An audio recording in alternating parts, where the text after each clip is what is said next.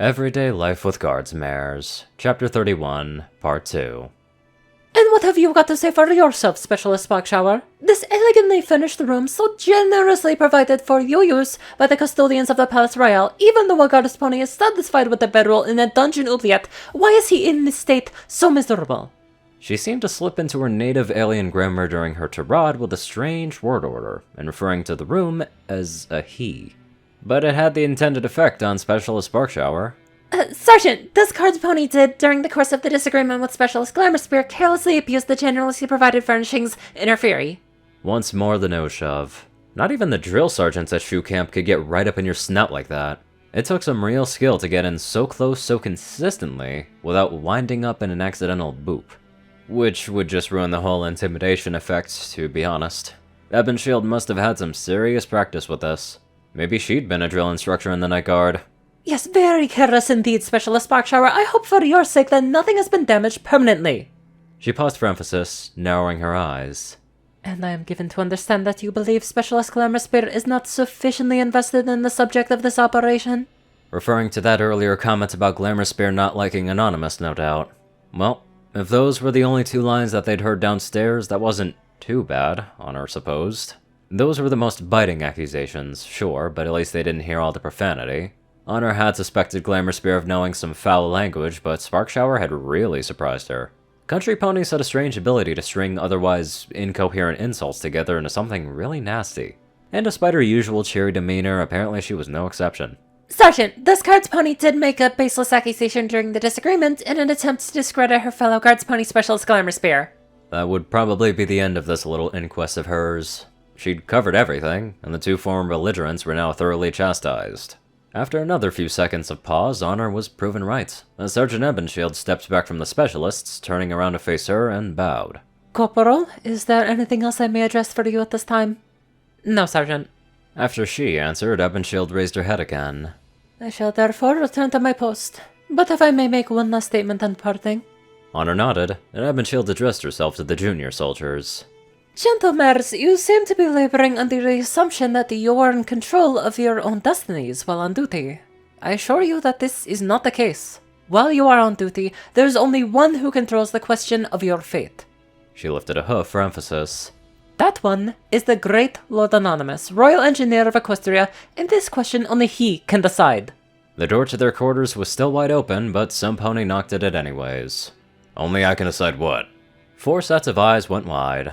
The Royal Engineer stood in the doorway in his trousers and shirt, but without his jacket, his hands hanging at his sides. Great Lord! Ebonshield bowed, but Honor was fixated on her charge and patron. He had an expression unlike any she had seen him wear before. It almost looked like he was hesitant. I'm sorry for intruding in your quarters, but I heard my name mentioned. Sparkshower went pale, and Glamour was on the verge of hyperventilating. Sergeant Ebonshield spoke up first. Great Lord, I apologize for the disturbance. Corporal Bound has already seen it to attend. Please allow me to escort you back downstairs, then you may continue your work. The Royal Engineer of Equestria fidgeted with his hands. Oh, alright, I suppose. I just wondered if, I could be of any help here, that's all. What's gotten into him? This was not the confident VIP Honor knew. Did Sparkshower's accusation unbalance him that much, or did Ebonshield say something to discomfort him earlier in her shift?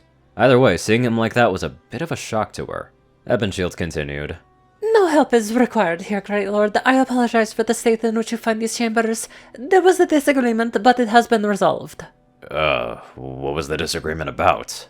Although she had been speaking to the Royal Engineer on her own as if she was in charge here, Ebonshield glanced over at the Corporal, obviously asking her permission to continue. Well, to be fair, she's the pony on duty right now. It only makes sense for her to be addressing herself to Anonymous under the circumstances. Honor just shrugged her eyebrows at Ebonshield. Might as well tell him the truth if he wants to hear it. She appears to understand the Corporal's gesture, bowing her head to the Royal Engineer slightly before she spoke.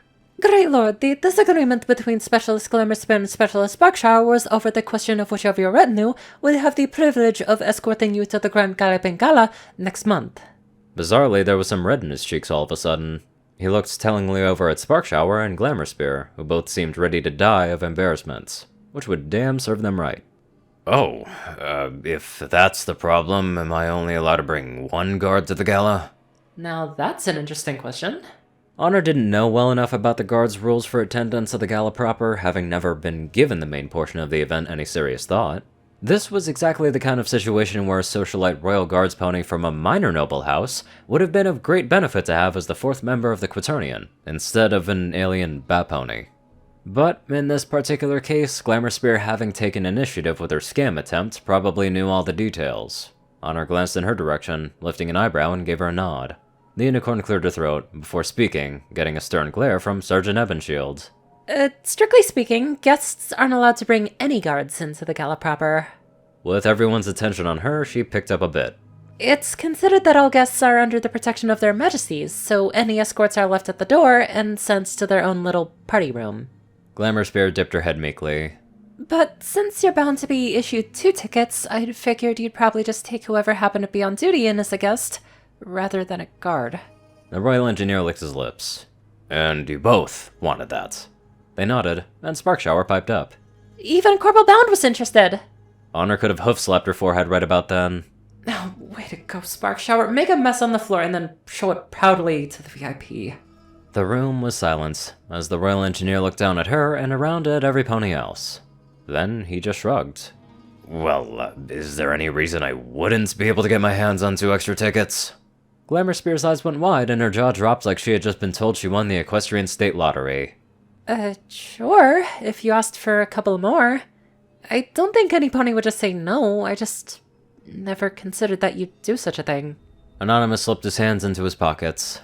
I mean, if it means that much to the 3 of you, I don't see why not. You too, Sergeant, if you're interested. Rather than bowing, Evenshield just smiled and nodded her head, blinking slowly. I would consider this a privilege and an honor, great lord. That seemed to cheer him up a bit, as Honor saw the smile creep back on his face, and the confidence come back into his voice. So, it's settled then. I'll ask for 5 tickets in total. Piping up, Sparkshower awkwardly scratched one foreleg with the other. Could you make it 6, sir? She smiled, blushing so heavily that she couldn't even bring herself to look the royal engineer in the eyes. I'd really like to be able to invite my cult friend to come. Lifting an eyebrow, Anonymous grinned and gave a friendly laugh. Now he's back in proper form. All right, 6 tickets it is. He jerked his head towards the staircase at the end of the hall. Now, I've intruded here on the servants' floor enough for one day. Let's head back downstairs, Sergeant, so the cleanup operation can begin. Stepping out of the doorway, he departed, and Evenshield followed after him, shutting the door behind her. Honor-bound turned to the 2 idiot specialists in her charge. If Equestria could be powered by smiles, spark showers would fuel the nation for 100 years. Wow! Did you hear that, Lily? We all get to go! Huckleberry too! Oh, I can't wait to ride to him tonight! Glamour tried to smile, but she just looked tired. Yeah, hey, Sparks, can you do me a favor? That set Sparkshower on guard again a little bit, given the current context. Maybe? Well, at least she's learning. Glamour chuckled weakly, then stepped over to the coffee table to grab her medicine pouch. Honor furrowed her brow. Didn't you just take one of those before the fight? Before she'd even finished, Glamour popped another one of the mana suppressants. Yeah, I did, Corporal, and I was still using my horn during the fight. She looked over at Sparkshower, putting a hoof up to her horn and groaning in pain. Can you do your jerk-ass friend a favor and help me drag my sorry butt to medical, Sparks? Glamour looked down at the empty vial. I've been taking double doses of this stuff last night, and I still feel awful. The Pegasus pony approached with a regretful smile on her face. Of course I'll help you there, Lily. As they made for the door, Honor cleared her throat. The 2 shoes stopped to look at her, and she nodded at the awful mess that they were leaving behind. There was a gulp and a groan. Ugh. Rolling her eyes and shaking her head, she pointed at the door. Get out of here, and don't forget that you both owe me for this. Thanks, Corporal. Thanks, Corporal. As they left, Honor started to put the room back in order. In every squad, there was always one troublemaker, but lucky her, she had 2. It's like they have an unspoken strong bond with each other, no matter how hard things get. Now let's get on to our dependable donators. Top donators are 630, Peter Coulthard, J Tinman, Darkside, and Only One Thing. Raiden, Narwhals, Black Moonheart, Pastel Skies, Austin Roland, Crazy Killer 557, Stu Hex, Sword Brother and Mordred, Omicron Lyre, Will, Chris, Twinkie, Hadzaza, Riot Soul, Dospo, and many more fantastic people. Thank you all so much for watching this video and live life to the fullest.